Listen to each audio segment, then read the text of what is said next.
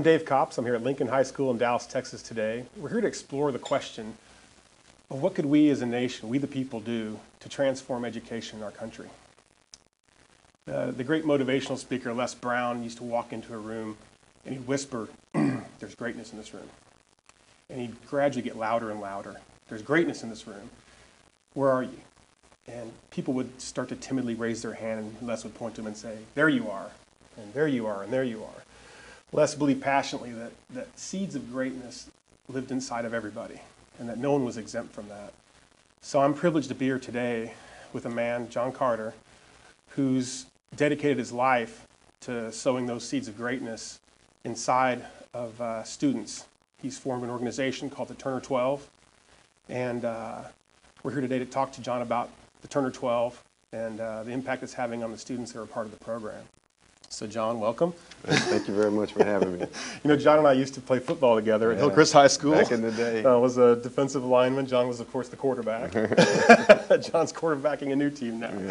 Yeah. Take me back to the beginning, John. So you're writing for sports for the Times-Herald, and something happened. Yeah, I volunteered in one of our local high schools here while I was writing sports for the Herald.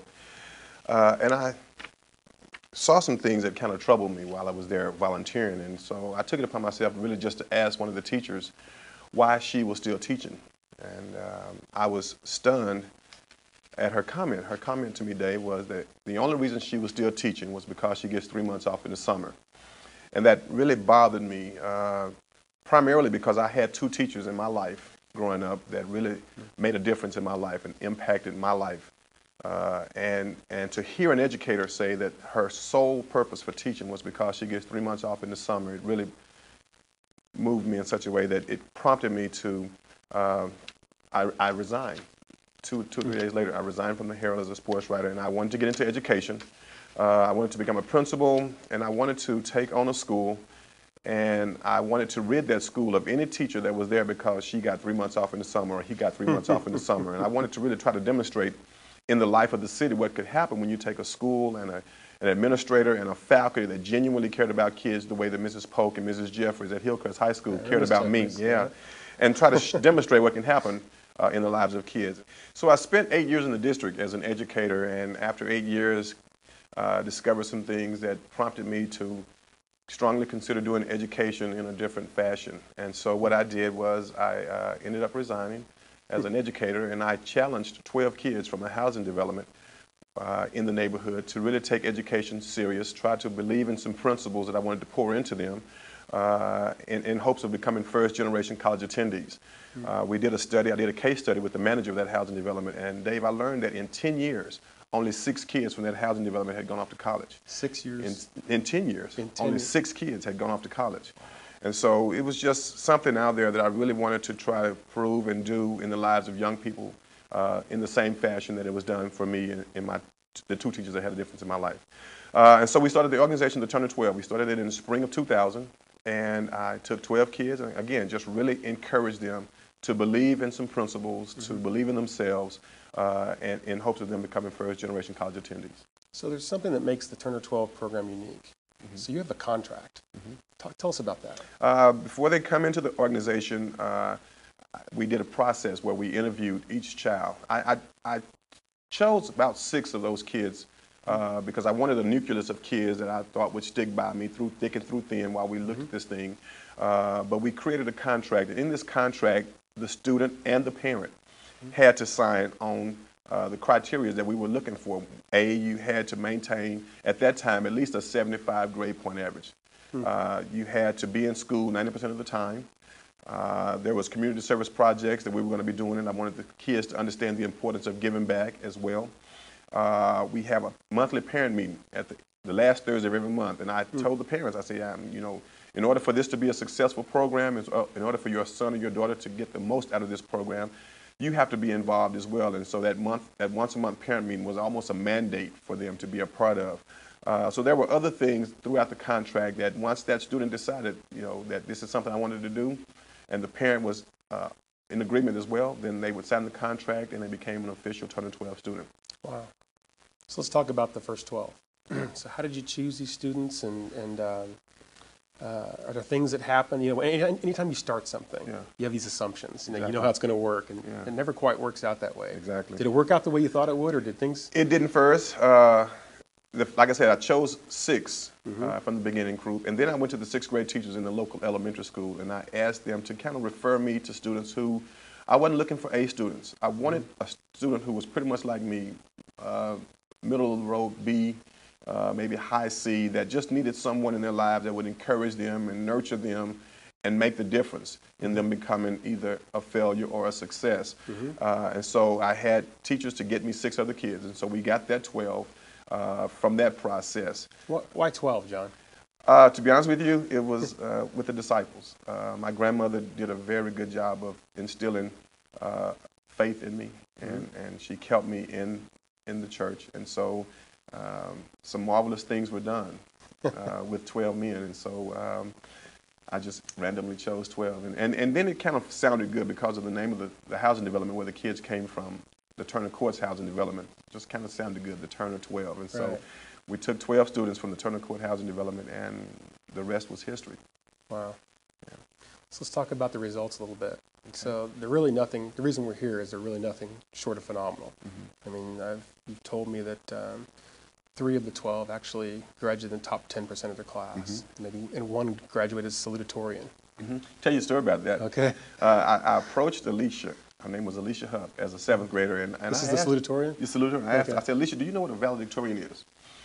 And as a 7th grader, she said to me, no, Coach Carter, no, what's a valedictorian? And so I explained to her what a valedictorian was. And she said to me, no, I don't think I want to be a valedictorian. She was an athlete. I think she just wanted to play volleyball. And she had fairly decent grades. And I said to her as a 7th grader, I said, Alicia, tell you what, I'm going to keep talking to you about it. And I just believe that you can become a valedictorian someday. Well, we got out of junior high and got into the high school. And the very first day of high school, I introduced her to the counselor at the school that she attended. And I said, I want to introduce to you Alicia Huff. She's going to be your 2005 valedictorian. Well, it was just another student coming up. But to make a long story short, Dave, up until the 7th week of graduation, before graduation, she was #1 in her class, in a class of about 240 kids. She embraced that passion. She began to believe in her freshman year, in her sophomore year, I can be a valedictorian. And so going into her senior year, she was #1. And 7 weeks prior to graduation, she was the manager for our basketball team. And she kind of fell off a little bit. But she lost out to a young lady who she became a friend with, one of her closest friends, during this 4-year period of high school. And Alicia ended up being the salutatorian. But again, that just spoke volumes to what can really happen when you take a child and really nurture them and make them believe in a principle, believe in something that can really happen. I used to tell teachers all the time, the greatest lessons that we teach to our kids are not the ones necessarily inside of the classrooms, it's the ones outside of the classroom. And I believe that when a child sees you at a volleyball game or a debate match or some type of competition, that child begins to genuinely believe that you care about them. And I believe that once a child knows that you genuinely care about him or her, that child will do whatever you want them to do to achieve success. And so, yeah, we had Alicia to become salutatorian. 3 of the top 10 finished in the top 10% of the class. We had 2 that were selected to serve on the City of Dallas Improvement Committee. They were looking for young people to speak and serve on a committee to improve the life in the City of Dallas. And so we had 2 that were selected to that committee. All 12 graduated. And 11 of those 12 went off to college campuses at the end of their senior year in high school. Awesome. So we were very, very impressed. So that leads me to something I think you told me about that I thought was really, really interesting, is that you really take on kind of an experiential learning with the Turner 12. I mean, you've got professionals that come in and speak to them on Wednesdays, and you actually take the kids to college campuses, visit college campuses, and let them sit in the classroom and experience what it's like to actually be in the classroom. What is it about this kind of experiential learning that makes the Turner special, this Turner 12 special? I learned early with that first group that I had to instill in them some principles and some values that was needed in order to be successful in college. We created study sessions after school. The kids were primarily used to going back to the community and either going to the gym or just walking the streets for the most part, or just watching television. But we implemented study sessions, an hour and a half back in the community after school was out. And that took some getting used to. The kids wasn't used to that, so they really struggled with that for a moment. But then they caught on and they began to understand the importance of sound study habits. I think it's important that kids be able to see. All of my kids will tell you what they are going to do. Now, I didn't tell you what they want to do. Right. They will tell you right now what they're going to be 20 years from now. And so one of the things that I try to do is try to align them with professionals who are doing what they aspire to do, so they can see firsthand what a pediatrician does, or what a veterinarian does, or what an entrepreneur does, so they can begin to really believe in that principle of becoming what they say they want to become. Every spring break, we try to leave the community and we visit colleges in various states. We visit colleges. As a matter of fact, our spring break is coming up, and so we'll be in Arkansas the whole week of spring break, visiting colleges there in Arkansas. All the 12? All 12 of them, yeah. Visiting, Wow. staying in college dorms, being able to interface with college professors, talk with college students. They'll get to feel That's that great. college life, that firsthand. And that creates that passion again, that zeal for really wanting to make it to that next level. How many of these kids actually knew what college was about before doing something like this? In my first group, I only had 3 that had stepped foot on the college campus. Is that right? And so, you know, that kind of spoke volumes to the fact that now you can take them as a group, and they grew closer. And so now you got them competing about which college they want to attend someday, and so that was kind of unique to see that happening as well. Yeah. So we find ways to keep them stimulated, to keep them enthused about college someday, and being able to realize that there's a whole different world, if you would, outside of the housing development that they live in and the housing community they live in. And so those are just some of the things that we do to make kids really interested in me. Hey, man, I can do this someday, and I'm going to do it. So now you're on to the second 12. I'm on to my second 12. Yeah. Tell me about that class. Are they similar? The differences? What do you think? It's funny. I challenged and I charged my first group to take the responsibility of selecting the second group. And so what we did was we had the second group all write essays. You know, of course, now the turn of 12 has caught on around the community, and everyone wants to be in the turn of 12. So we had them write essays. Why do you want to be in the turn of 12? How do you see the turn of 12 being able to impact or affect your life? And so I had the first group to read those essays, and then they chose, and there was about 25 or 30 students who wrote those essays. They chose who they thought would make good candidates because they had gone through that 6-year process. So we got down to the elementary school and we interviewed them face to face with their parent after reading their essays. And then we just asked them questions like, you know, what does it mean to be a role model? And what does college mean to you? And how do you see college impacting your life someday? And from that group of 25 or 30, we chose 12 who we thought would be likely candidates. And we put the other 18 or 20 so on a waiting list that are waiting to try to get in someday. And so from that interviewing process and the essays, I talked to the teachers to make sure these were kids who we felt would be good candidates. And then I made a home visit. I wanted to sit down in the home of these kids with their parents and say, look, guys, this is a commitment. There are going to be some sacrifices to be made. It's a fun journey.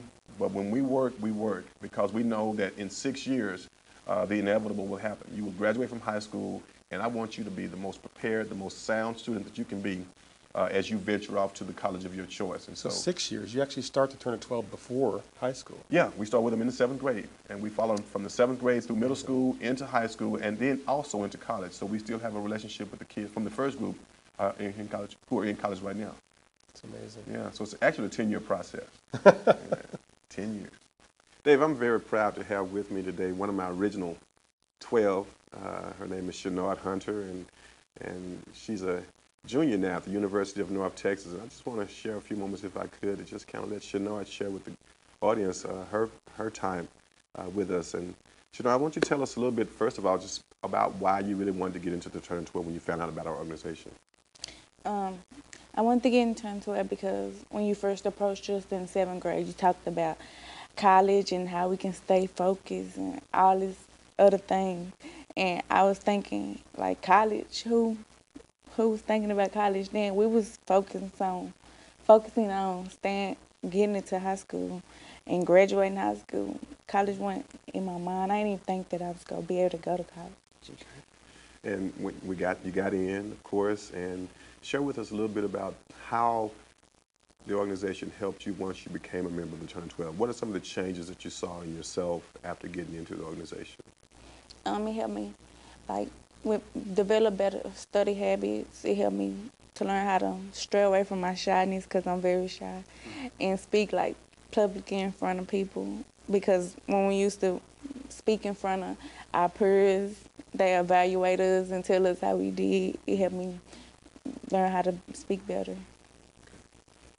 Ooh, it helped us with a lot of stuff. What about, talk about a little bit about the community service that we would do and how that helped you and how that played a role in your life? That helped a lot. It taught us how to give back. Don't forget where we come from. Like, helping with the elders, giving them baskets and stuff. And then you see an expression on their face. It, like, really touched us.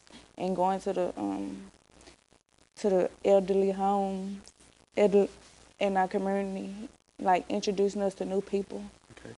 Now, you know, Shannon, of the original 12, 6 of them chose to fall off, and because of the commitment and the sacrifices that were made. Speak a little bit about that and how you were able to fight through some of those commitments and sacrifices. They really hurt me when I fell off, because we had developed a relationship with them. And then you see them dropping out of school and getting pregnant, and you think, dang, if I drop out of the turn to it, would the same thing happen to me? And, like, see them making bad choices for themselves. Your fondest turn 12 moment. Do you have one?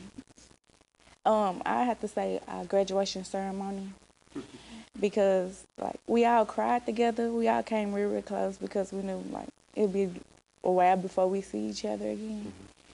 And we all cried, laughed, had fun. It was just... Now, did your parents go to college? No. Your parents. Now, speak a little bit about to how that made your parents feel, knowing that you were going to be a first-generation college attendee and a graduate as well.